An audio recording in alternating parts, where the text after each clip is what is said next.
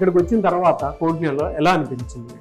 Sir నేను వచ్చే ముందు 0 నాలెడ్జ్తో వచ్చాను ఇక్కడికి వచ్చినాక స్మాల్గా మనకి క్లాసెస్ కానీ ప్రాక్టీస్ సెషన్స్ కానీ కొంచెం ఇప్పుడు బాగా నేర్చుకున్నాను అనిపిస్తుంది. సో ఎక్స్పీరియన్స్ ఎలా ఉందని, అంటే వాళ్ళు చెప్పిన మాటలకి దాని తగ్గట్టే ఉందా? అంటే ఇప్పుడు కొన్ని ఇన్స్టిట్యూషన్స్లో మన క్లాస్కి 100 to 150 మెంబర్స్ దాకా కూర్చోబెట్టి చెప్తున్నారు. అప్పుడు మనం వినేదే ఉండదు, అక్కడ క్లమ్జీ అయిపోతుంది సార్ చెప్పిన.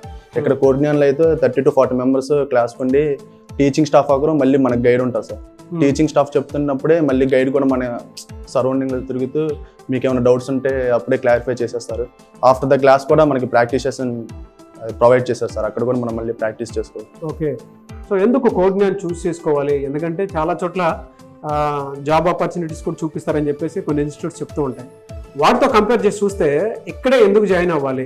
అంటే బయట అక్కడ మాటిస్తారు సార్, కానీ చేయరు. ఇక్కడ మేము చూస్తున్నాం మంత్లీ ఒక 30 to 30 ప్లేస్మెంట్ డ్రైవ్స్ కండక్ట్ చేస్తూనే ఉన్నారు మేము వచ్చిన దగ్గర నుంచి. 30 డ్రైవ్స్ వరకు ఉంటాయి ఇక్కడ, పర్ మంత్. అంటే ఇక్కడ చేతుల్లో ఉంది, ఎస్ సార్, కనిపిస్తుంది మీకు? Yes sir.